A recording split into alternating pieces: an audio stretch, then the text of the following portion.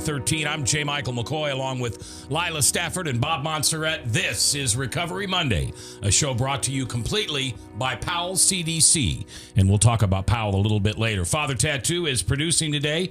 And our special guest today is Ray Lund. Ray, how are you? I am doing well. How are you? Good, good. We glad to have you back. We had you here once for a short period of time, but we didn't get the whole truth and nothing but the truth. Nothing but the truth, isn't that right? Today we get the whole story.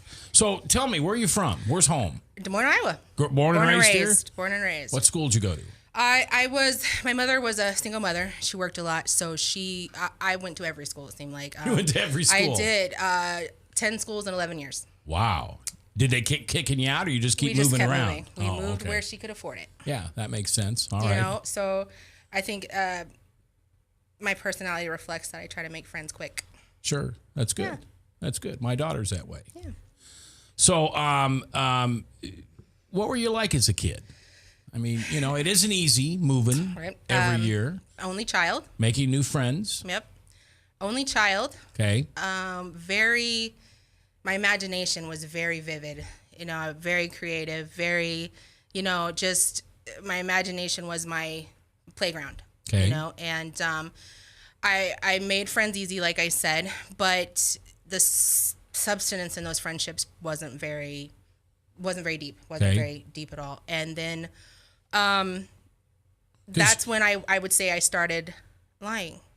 Making up things. Let me ask you a question. Were they not deep because you were afraid of a deep relationship? Yes. Because there wasn't any, you never got to put roots down. I was always knowing that we were going to move again. Yeah. And of course, you know, my mom did what she had to do. Oh yeah, absolutely.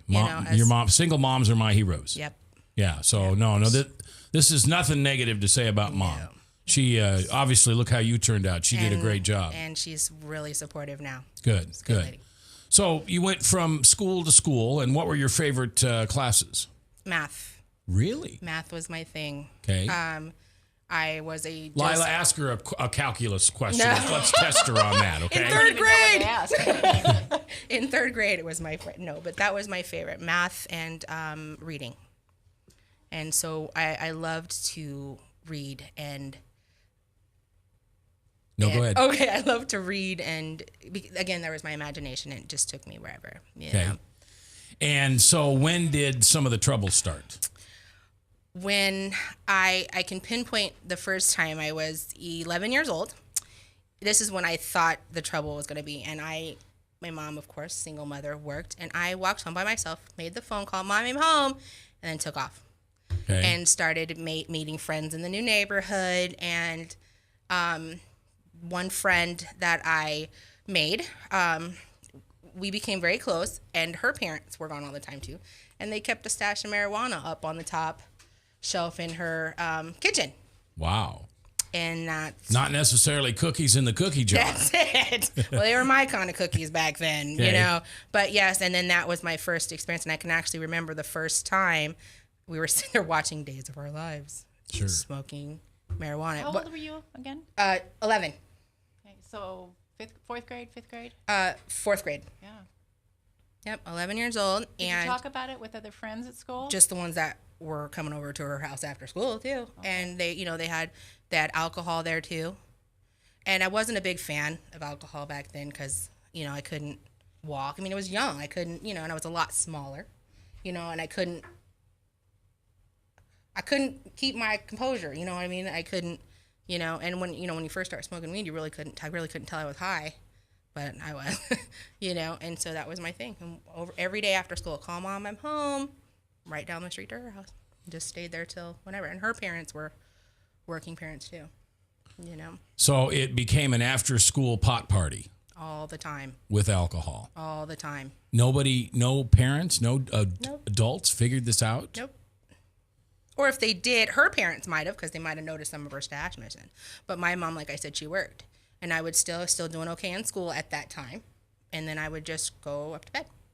Okay. My mom was tired a lot. And at that time also, my mom was an alcoholic. Okay. Or is an alcoholic. So she was drinking too. All right. You know, she would work, come home. And I'm sure it was hard on her, you know. Yeah. But, you know, and just finding out this history about my mom being an alcoholic, it all starts to come back, you know. I couldn't remember. But I remember her always having a bottle of, what is it, JB? Yeah. under the sink.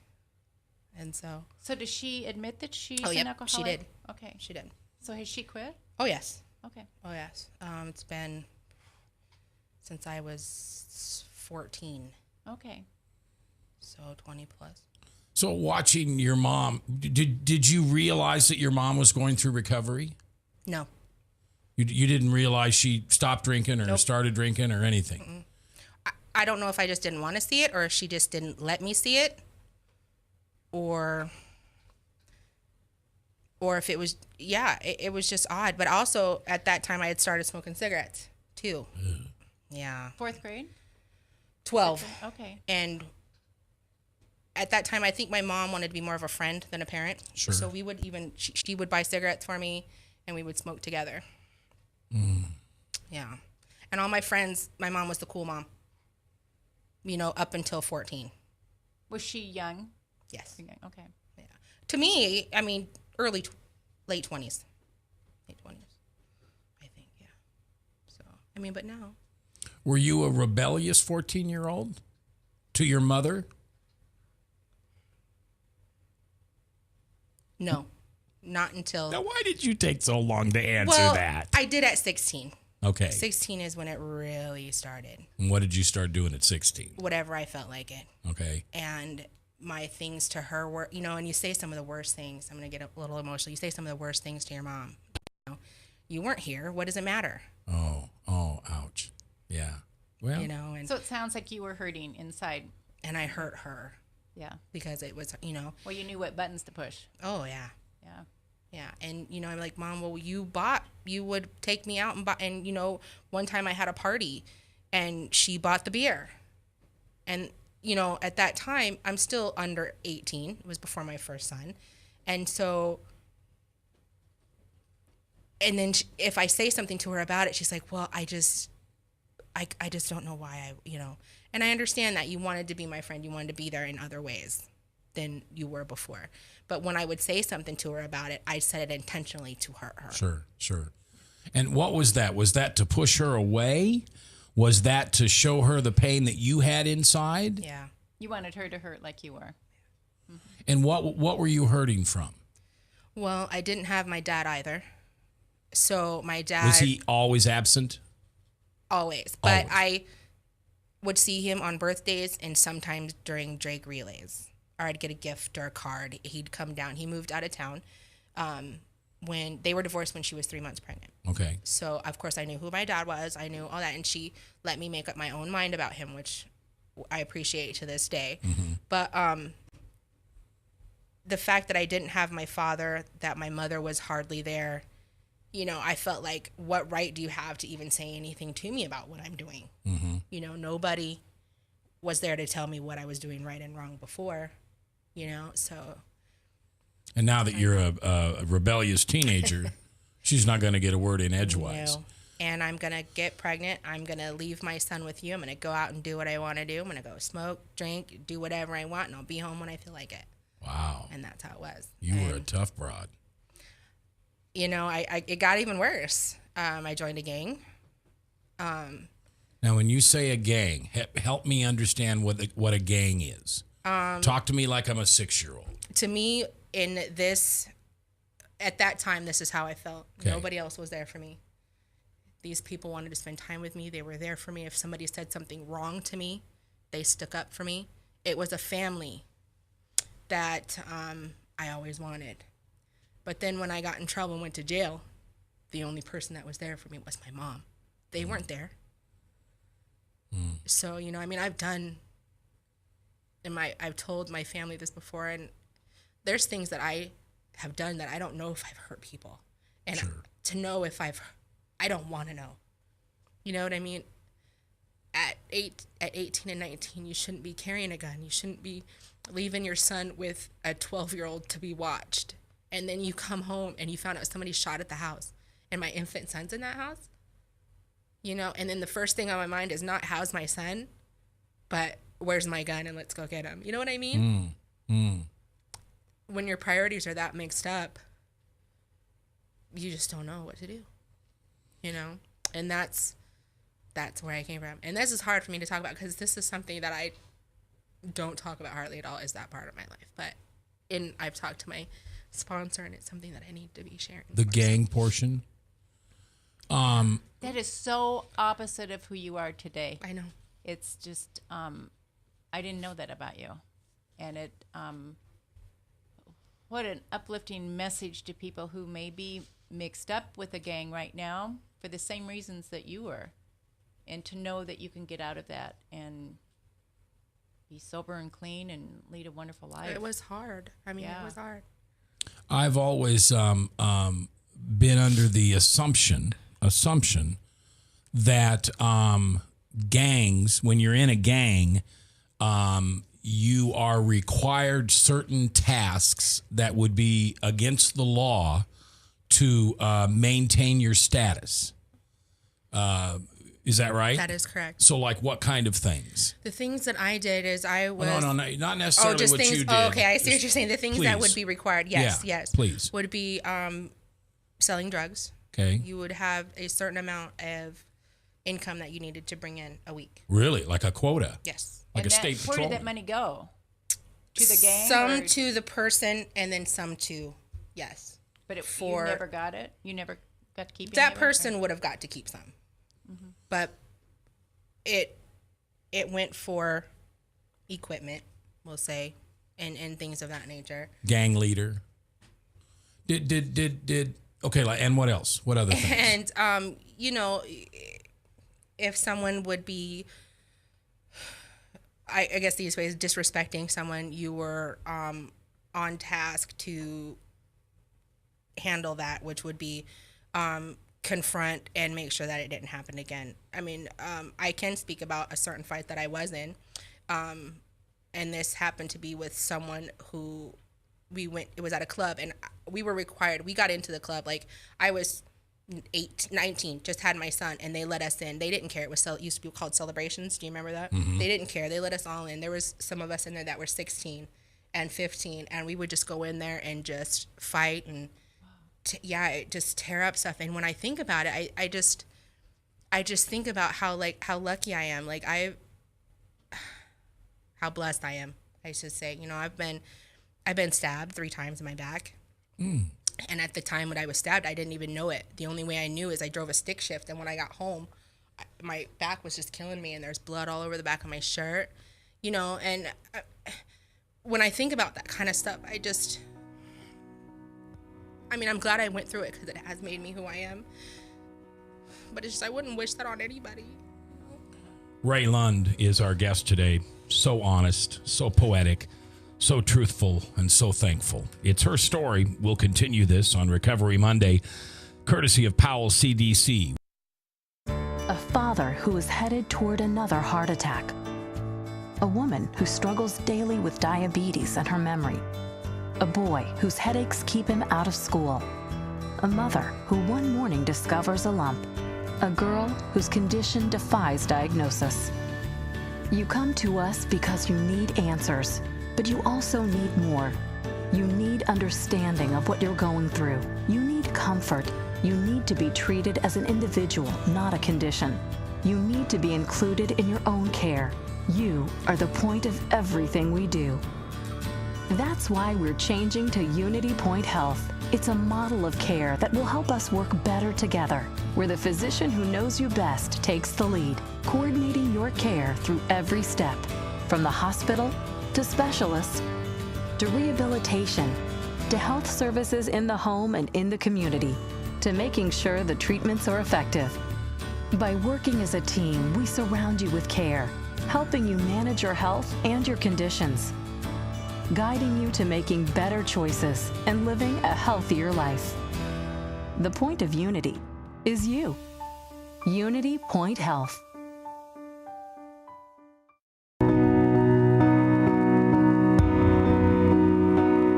Welcome back. This is Recovery Monday, sponsored by Powell CDC. On the 3rd day of June in the Lord's year 2013, Bob Montserrat, the cat in the hat, watching the chat, along with Lila Stafford, my co-host, and Father Tattoo producing. My special guest today is Ray Lund, born and raised here in Des Moines. An awesome single mother. That's who raised her. Did everything she could to support her, but it was tough. being a single mom, just as it is today. Ray went to multiple schools, started using drugs at the age of, what did we say, 11? 11. And started hanging out with a gang at age 16. Is that right? That is correct. Okay. Now, I want to re-emphasize something here. This is not a bunch of kids in the neighborhood that rode Stingrays that hung around a corner and flipped the cops off when they drove by. This was for goodness sake, a real gang. That is correct. Guns, knives. Did you guys go after people? Sure. First of all, was there rival gangs? Oh, yes. Okay. So what was that movie? The Sharks and the that West Side Story. Yeah, Jets. The Jets and the Sharks. Is it anything like that? Absolutely. Okay, all right. And so, who was one of the rival gangs you guys had? Bloods. The Bloods. And what was your name? Or if you don't say anything, if you're gonna get in trouble. Well, I don't believe I can get in trouble. BGDs. Okay. And so to get into this gang, what did you have to do? Just be there. Okay. I can tell by that head shake that we're not going to talk about that. All right. All right. So involved in this gang is criminal activity. You're drinking, you're using drugs. Is it anything beyond marijuana? Yes. So Cocaine. Every drug that came along. As far as I know now, again, I was 16, and this could just be the naivety, but it was basically just cocaine and marijuana at that time. Now, I'm sure there could have been higher ups doing, other things, but and alcohol. So, but that's about all I know of at that time. Were any of these gang members from someplace else and they came to Absolutely. Iowa Chicago. to start? Oh, Chicago. Yeah, it Because started. they thought it was fertile ground here for selling? Yes. I don't know if you know this, but we've had a Chicago connection going all the way back to probably the 2 generations before you. And I could name families, and I'm not going to, but I could name families that eventually became what we would call prominent families, which were part of the Al Capone. Yes. Oh, yeah. I know the family. Okay. Yeah. All right. Okay. Yeah, you were born and raised here. Mm-hmm. Yeah. All right. So now, as a 16-year-old girl, did you have specific roles with some of the men, relationships with some of the men in that gang? No. No. So if you wanted to have a boyfriend, what happened? I didn't. You didn't for have a while. boyfriends? No, Okay. not until I was a year after. And Because you had your he son had to at be what age? 18. 18. Okay. They had to be unaffiliated in my book. I didn't want them affiliated with anything. Okay. And so the father of your oldest son, present, involved? Oh, no. Oh, no. Well, no. No. No. Okay. No. But my other children's father has been there since he was 3. Okay. So the first father not involved. He's what do you call them? Baby daddies. Yes. He cocaine addiction. Okay. In prison. Okay. And he was tested in prison and proven to be his father, and that's all I know. Okay. All right. And how old's that son now? 21. Oh, that's right. Wow. How's he doing? He's doing okay. Okay. Is he following the same road that mom did? He could be. He could be. He could be. You pray not. I pray not. He has a job. He graduated high school. Okay. I talked to him yesterday. Okay. Has his own apartment. He's doing okay. Okay. Did you graduate from high school? I got my GED. Okay, Yes. good. All right. So 94. 18 comes along and you've got a baby boy. I do. And how long were you in the gang? 19. Till you were 19. Mm-hmm. And why did you leave the gang? Because I went to jail. Okay. And That's a good reason. I realized that who my true family was. They weren't there for me. They didn't rate me. And I wasn't there for long. It was a couple months. But they weren't there for me. What'd you go to jail for? Possession of marijuana. Okay. So simple. That's a misdemeanor. Yep. So why did you go to jail? Oh, I had lived out of town and wrote some bad checks for that too. Okay. So they ended up, I got just time served, but I ended up being gone on the checks for 2 months and all that stuff. Okay, Polk County. No, Cerro Gordo. Okay. So when you came, so in prison, what was that like? Well, it wasn't like prison. I don't think jail was like prison, I hope. But I was by myself. I had my mother wrote me, and that was it. But of course, at that point, my mother had said, "You're gonna sit, Yeah.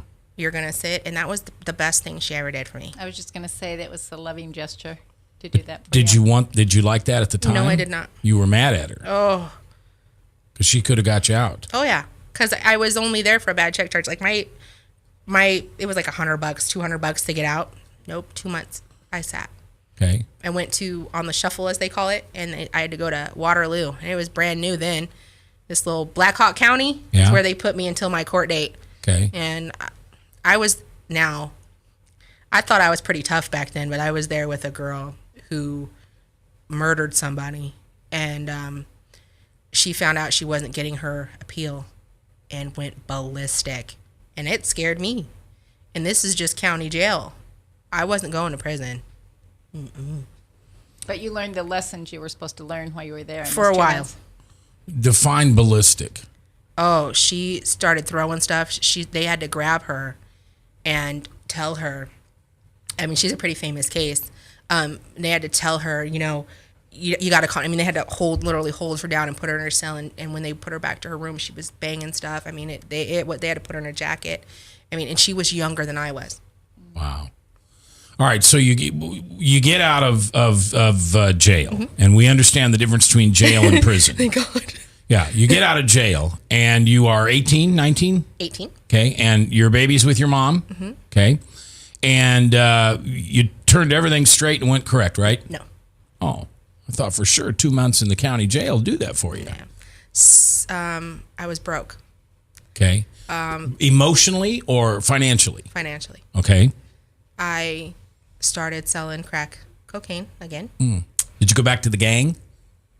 for a minute. Now, wait a minute. You can't answer that question that For- way without defining For it. for a couple months. Okay. I got some crack cocaine, and I started selling it, and I was selling it out of my apartment, and I wanted to go out the next night. I was making good money. I wanted to go out the next night, and so I paid my neighbor in crack to watch my son. Who is a year old? Almost a year. Okay. And my mom came to pick him up the next morning to take him to a doctor's appointment, and he tested positive for cocaine in his system. And how would that have happened? He could have picked it up from my house. I'm not going to lie. He could have, if I'm cutting it up and selling it, or she could have smoked it around him. Okay. All right. And so at that point, it was either they take him or I voluntarily give him to my mom, which I did at that time. And I had to go be tested, and I tested positive for THC. And at that time, it was serious. I couldn't be around him until I dropped clean, till I peed clean. And at that point, I figured I'd already lost everything. Who cared? Yeah. Yeah. I mean, your son's with your mother. You trust your mother.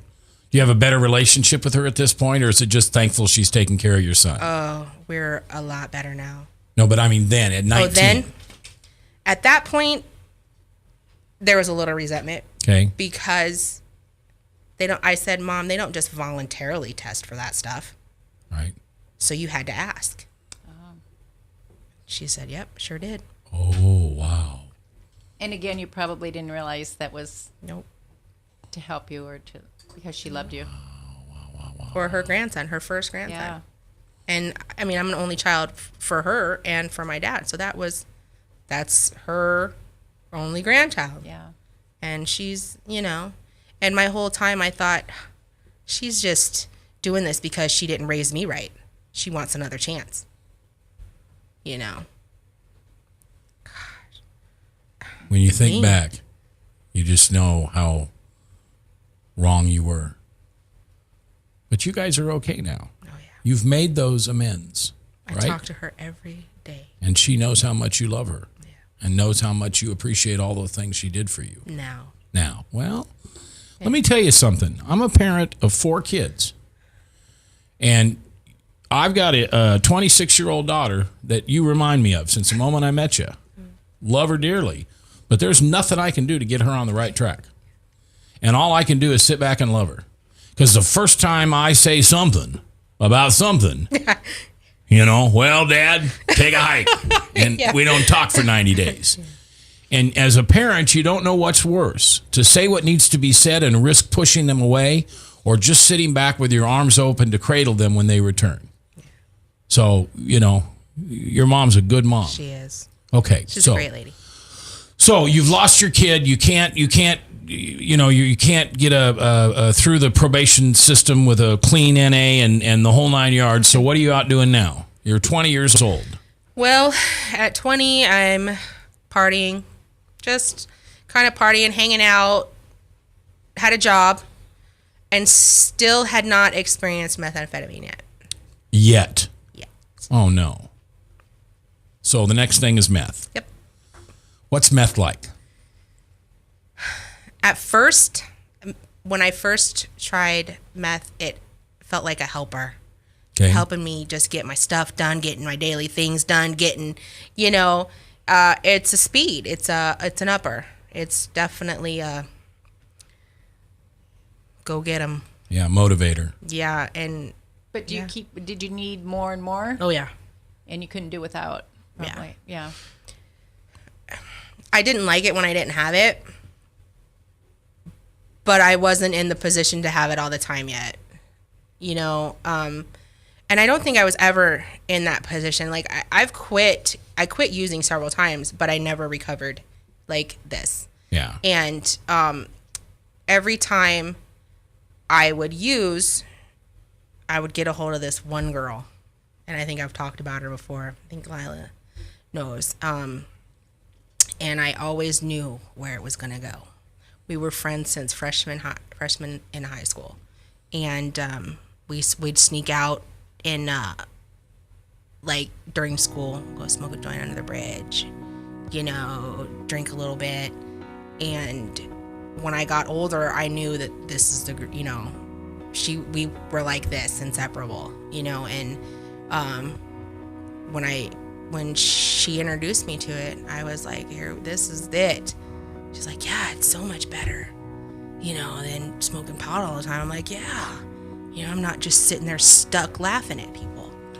Ray Lind is her name. Recovery Monday is the name of this show. And when we come back, we're going to hear what happened to bring Ray around to Powell CDC and how her life has changed. Here live on Recovery Monday. A father who is headed toward another heart attack. A woman who struggles daily with diabetes and her memory. A boy whose headaches keep him out of school. A mother who one morning discovers a lump. A girl whose condition defies diagnosis. You come to us because you need answers, but you also need more. You need understanding of what you're going through. You need comfort. You need to be treated as an individual, not a condition. You need to be included in your own care. You are the point of everything we do. That's why we're changing to Unity Point Health. It's a model of care that will help us work better together, where the physician who knows you best takes the lead, coordinating your care through every step, from the hospital to specialists to rehabilitation to health services in the home and in the community, to making sure the treatments are effective. By working as a team, we surround you with care, helping you manage your health and your conditions, guiding you to making better choices and living a healthier life. The point of Unity is you. Unity Point Health.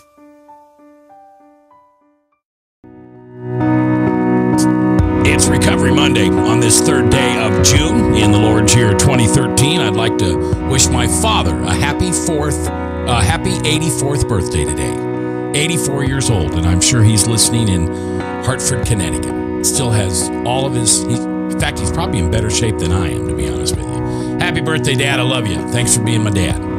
Okay, we've got Lila Stafford in the house today. She's my co-host along with Bob Montserrat, the cat in the chat. We are having some technical difficulties today, but if you want to, you can jump on the chat at webcast1live.com and watch this, and there's a chat there, and you can add any questions or comments that you might have, and Bob will read them off to us. Our guest is Ray Lund. No, never mind. I'm not going to ask you how old you are. Never mind. 38. Okay, 38. Tough teenage life. Raised by a single mother who did absolutely everything and more that she could. Even played the tough love card several times. At age 21, he comes out of jail, back into a gang for a while, then got out of the gang, and then started this thing that I don't know if Iowans realize. We are the meth capital of the country.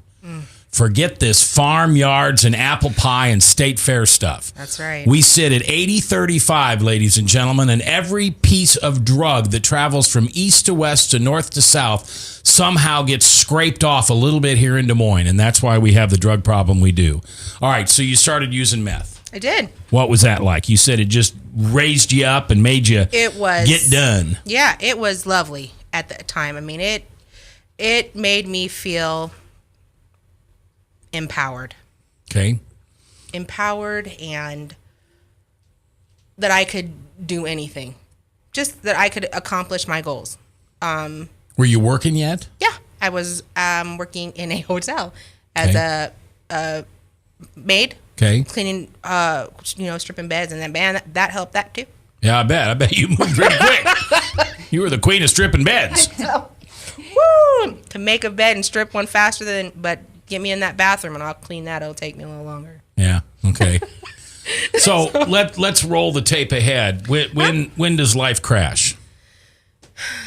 Well, in that time I went to high school with my two youngest kids' father. Okay. And we'd always been around each other. That trouble girl, her brother is my husband's best friend. So I've known him forever. And we decided, why not give it a go? Why not try it? And at that time, he did know I was using drugs. He knew that I was using meth and smoking weed and drinking, because that's what we did. But he's like, if you really want to give it a go instead of just, hanging out, that's got to stop. Really? All of it? No. Just the meth. Just the meth. Okay. The meth. So I said, sure. I didn't mind because I still had marijuana and alcohol. And then in 2000 and in the year 2000, I got pregnant. Okay. And that was it. That stopped my marijuana and my alcohol. Okay. And never smoked marijuana or had a drink since. But got pregnant again in 2003. Two. And had a hysterectomy in 2004. Okay. And my hormones went crazy. I went completely out of whack and decided, why not? Let's, without him knowing. Okay. Let's give my friend a call, see what she's up to. And at first, we're just hanging out, but I know where it's going to go.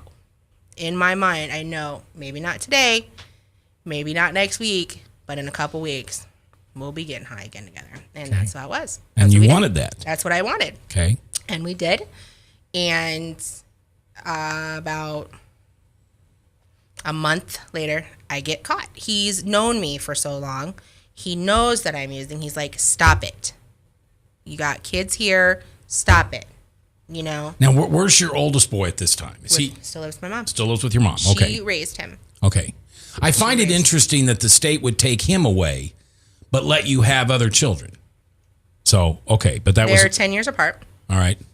And, they didn't question them two at all. At the latest time in 2000, This was a little over a year ago. Okay. I had already called my friend, and he knew I was talking to her, seeing her, sneaking out, not going to work, saying I was going to work, and he says, look, he's like, and he sits me down, and for some reason, what clicked is he said, if something happens to me, if I die, I need to know you'll be able to take care of our kids. Not if you died, if he died. And that did it. That, for some reason, clicked in my head. So I stopped calling her, didn't tell her why, just stopped talking to her.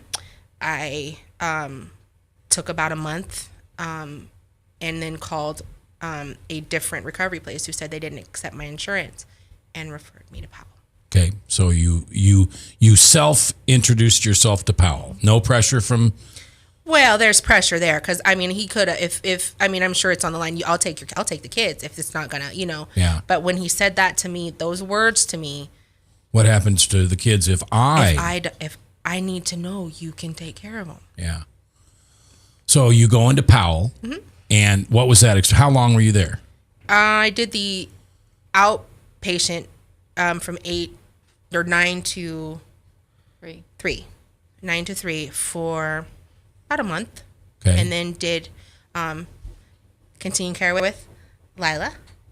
And then I'm still trying to get to finish You're a facilitator. The facilitator's training. Yes. You trained for that. Got that. Yep, got that done. And my schedule right now is not working, but I still want to do continuing aftercare. Yeah, but I got to meet Lila, and that was wonderful. The people at Powell are amazing.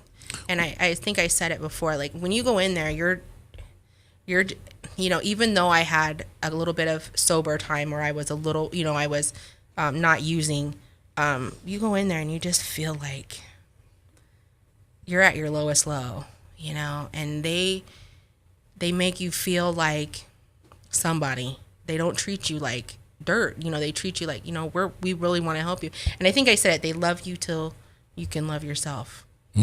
That's a great line. Yeah. I have a question for you. Bob's like, Yeah, I had a question. You said it was outpatient. That means you got to go home in the evening or afternoon, evening. What made you not, use at that time? I mean, was it by your willpower not to want to go back there? I mean, because you could have. Yeah, I think it's just for some reason Powell, and I don't know. Powell gives you these tools, and I never knew how to recover until I went to Powell. okay, tell me what that means, how to recover. Because, from the other side of the street, I'd say, well, you don't use. That's how you recover. No. That's not it at all, is it? They tell you this at Powell, and I think you hear it everywhere. It's not easy, but it's simple. You just got to change everything. Change everything. And somebody told me this story that their sponsor told them to make the bed every morning when they got up. And they said, well, do you make your bed now? He goes, no, that's why. Just change everything. Right. Everything. And that's hard. It's hard work, but I guess you just have to be ready. They teach you, they give you the tools, they teach you, they have you go through this process with other people, with other recovering addicts and alcoholics, and they have you go through this process to where you feel, you share, and when you share, you're kind of letting it go a little bit. Little by little, you share, and you let the pain and the resentments and the anger go. When we come back from this break, Ray will tell us what her life is like now. Almost a year into recovery?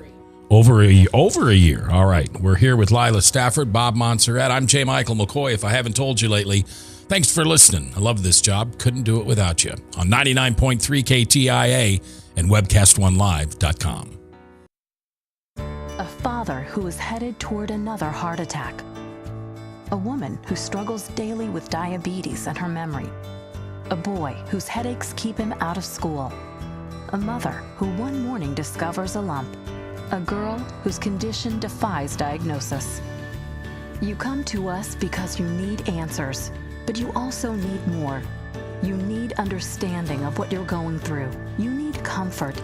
You need to be treated as an individual, not a condition. You need to be included in your own care. You are the point of everything we do. That's why we're changing to Unity Point Health. It's a model of care that will help us work better together, where the physician who knows you best takes the lead, coordinating your care through every step, from the hospital to specialists to rehabilitation to health services in the home and in the community, to making sure the treatments are effective. By working as a team, we surround you with care, helping you manage your health and your conditions, guiding you to making better choices and living a healthier life. The point of Unity is you. Unity Point Health.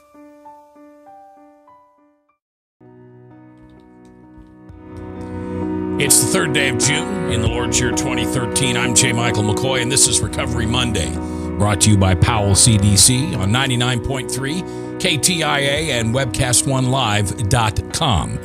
The people that are going to join us each Monday with Lila and Bob are people who have gone through the Powell program, and they are living proof that recovery does work.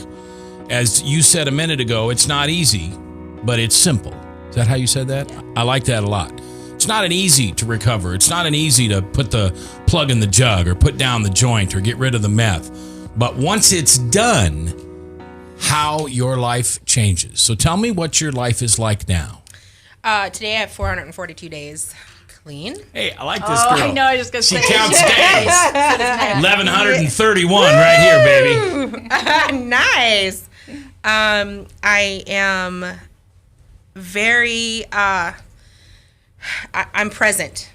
That's one of the best ways I can describe it. I'm very present. I feel when I said before that I was a good mom or I was there for my kids, you know, I could have been, but, you know, not like I am now. I'm present. I know what they're doing. They want to spend time with me, and I can remember what we did.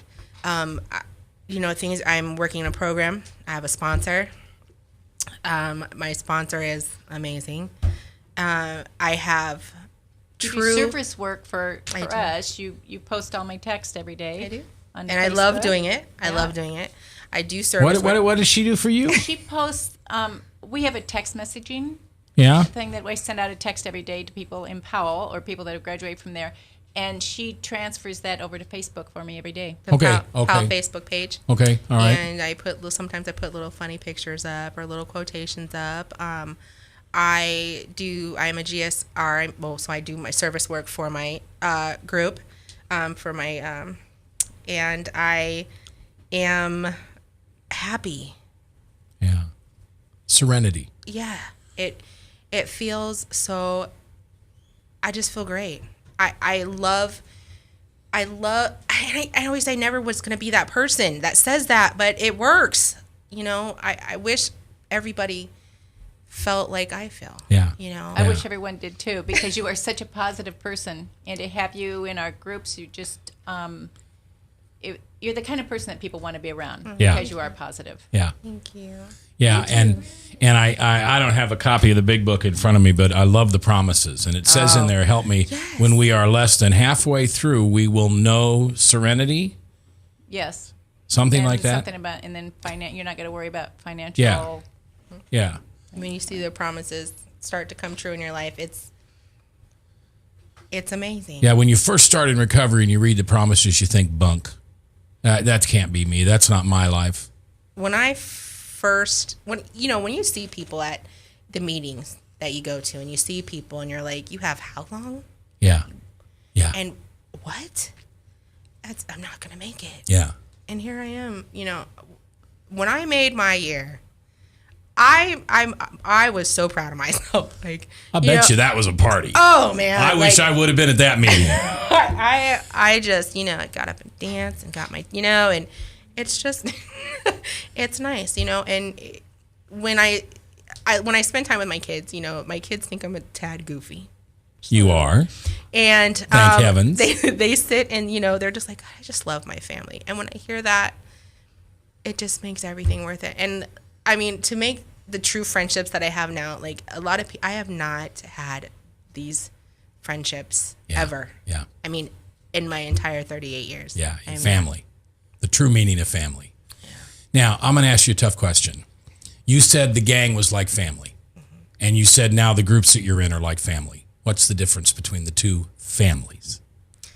The difference is the genuineness and the love that I actually feel from the families that I have now it's unparalleled. They'd be there for you. Oh yeah. Yeah. Or before And they have been. Yes. Yeah. Plus you've learned how to conquer fear. And fear was probably one of the mainstays in that other quote unquote family. Sure. And I'm, the toughness was just to cover it, and Cover the hurt. yeah. Now, how's the relationship with your kid's dad? He's pretty silly. It's really good. Good. We're doing Okay. good. He thinks he's funny, but he's not. And I just wanted to say that so everybody could hear. Well, that's so good that you still have that relationship, because in recovery, especially in that first year, we find that in a marriage, when that non-using spouse all of a sudden encounters this new person, they can't handle it, and so many times that relationship, disintegrates. Oh, we're lucky that we're best friends. We're blessed that we are, because he's getting to know me. Yeah, all over. It's hard. Yeah, And he's brought that up. He's like, oh no, well, yeah. Yeah. But we're either. I mean, no matter what, we're gonna be here for each other, and that's the main thing. Yeah. I have a question for you. When you got sober, you had a job in a manufacturing place, and we don't need to name the names, but you chose not to go back to that. And has that helped? I think the Yes. environment had Immensely. a lot of drugs. Maybe? Oh yes, access, Yes. because of the shifts that we worked. So you're making wiser decisions now. And that was and you helped me with that decision. You quit that job. I did. Okay. Well, A very well-paying job. playgrounds and playmates. Yeah, and that was hard. And I'm lucky that I had Lila there and Powell, because I mourned a lot of that friendship. I told her during that time that I just can't. Yeah. We can't be around each other. We're just not good for each other. And that was hard. I cried. I cried. Yeah. But now I'm better off for it. I have the best family. Well, and God uses us all in amazing ways. One of the things I found in being in this program is that those people that you sever those relationships with eventually come around and say, "Hey, I want what you got. Tell me how you got there," because there's still that bond, even though it's been put in a shoebox and put on a shelf. That bond can still be reunited and rebuilt when that person says, "I want what you've got." Makes but sense? it'll never be on your timetable. And No. I No. have a friend right now that's that won't have anything to do with me because I'm working a program and she feels guilty because she's using, so she just chooses not to talk at Yep. all. Yep. She'll call someday. Yeah, she Same will. thing. and if she doesn't, it is what it is. Right. But God puts us in people's lives so that we can be there to meet them where they're at. Yep. Yep. Just like he does. He meets us where we're at. We don't have to go to where God is. Well, Ray, thank you so much. You're such a gem. I love you. Thanks for coming I in love and you sharing. too. Thanks for having me. Yep, I'm going to have you back again. And next time, I'd like to have your kids on the radio with me. And I'd like to have them tell me, and maybe even your significant other. He works. It will be hard to get him, Okay. but maybe. I Maybe I could talk. I don't know if that's when I see the kids. I'll ask them. Okay. It'd be nice, though, just to have them tell me what mom was like before and what she's like now. All right, I'll see if they would be interested. Okay. Bob Montserrat, the Cat in the Hat, thanks for being here today. Thanks for producing. Father Tattoo through some tough stuff. Thanks to Powell, CDC, David Captain, and everybody down there. And Lila, thanks for you for being my co-host. I appreciate it. It's Recovery Monday. We'll see you again next Monday as we introduce you to more successful people living successful lives through Powell, CDC.